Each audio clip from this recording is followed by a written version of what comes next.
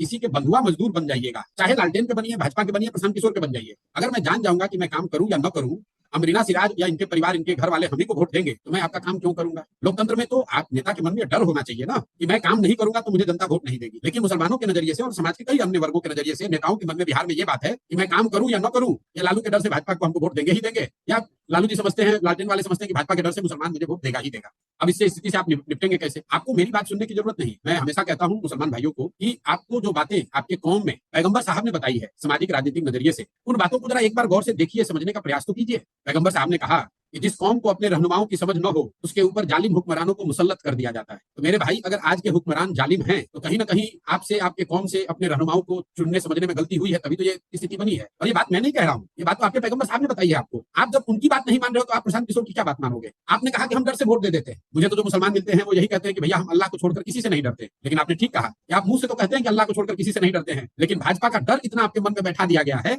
कि उस डर के मारे सामने से आपको चोर, बदमाश, गुंडा, मवाली, डकैत भी अगर दिखता है तो आप भाजपा के डर से उसको वोट दे देते हैं। आपने कहा हम क्या करें? आपके कौम में पैगंबर साहब ने बताया कि बिना जद्दोजहद के जीवन में कुछ हासिल नहीं हो सकता है। तो आप जद्दोजहद करें, विकल्प अगर नहीं है तो विकल्प बनाने के लिए खड़े होइए। मजबूरी में भाजपा के डर से लालटेन को वोट न देना पड़े, इसके लिए विकल्प बनाइए अपने लिए, अपने बच्चों के लिए। अगर आप नहीं खड़े होंगे तो कोई दूसरा क्यों खड़ा होगा? किसी के पीछे चलने से आपका भला नहीं हो सकता है। आप 40-45 साल तक कांग्रेस के पीछे चले, उससे आपका क्या भला हो गया? सच्चर कमेटी की बात लोग करते हैं, आपने भी सुनी पढ़ी होगी। जब सच्चर कमेटी की रिपोर्ट आई, उसमें लिखा गया कि सामाजिक आर्थिक नजरिए से देश में दलितों के बाद सबसे ज्यादा पिछड़ा अगर कोई है तो मुसलमान है। जरा आप इस बात पे गौर फरमाइए कि जब सच्चर कमेटी की रिपोर्ट आई, उससे पहले इस देश में किन लोगों का शासन था? उससे पहले भाजपा का शासन नहीं था, उससे पहले उन लोगों का शासन था जिसको आप अपना रहनुमा मानते हैं। अगर उन्होंने आपकी चिंता की, आपके कौम की चिंता की, आपके बच्चों की चिंता की, तो आपकी हालत इतनी खराब हुई कैसे, जैसा सच्चर कमेटी में बताया जा रहा है? तो मेरा आपसे अनुरोध यही है कि आप इसी प्रशांत किशोर के भरोसे अपने बच्चों की जिंदगी नहीं सुधार सकते हैं। आप कांग्रेस के पीछे चले तो भी ठगे गए, लालू का लालटेन पकड़ के चले तो उसमें भी किरासन तेल बनकर ही जले। प्रशांत किशोर पर भी भरोसा करके चलोगे तो मैं भी आपको ठगूंगा। आप अपने लिए खड़ा होइए, अपने बच्चों के लिए खड़ा होइए। आपने कहा कि लोग हम लोग का इस्तेमाल कर लेते हैं, ठग लेते हैं, तो मैं आपको खुले मन से आमंत्रित कर रहा हूं, आप जनसुराज का इस्तेमाल कर लीजिए। आप प्रशांत किशोर की बुद्धि का, शक्ति का, साधन का इस्तेमाल करके अपने समाज के लोगों को खड़ा कीजिए।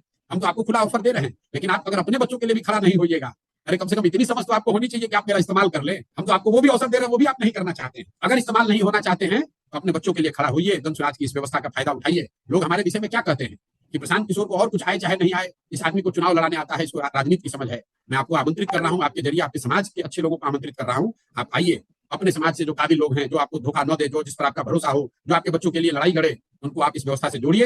हम अपनी बुद्धि शक्ति उसके पीछे लगाएंगे। हमारे पीछे मत चलिए, आप आगे चलिए। आपके पीछे हमारी शक्ति, बुद्धि, ताकत सब लगेगी। आप जब खड़े होंगे तो उससे आपके बच्चों का जीवन सुधरेगा, वरना लालटेन में किरासन तेल बनकर जलते रहेंगे। प्रकाश दूसरे के घर में होगा, आपके घर में नहीं होगा। वो प्रकाश चाहे मेरे घर में हो या लालू जी के, इससे कोई फर्क नहीं पड़ता है। आपके घर में वो रोशनी नहीं आने वाली।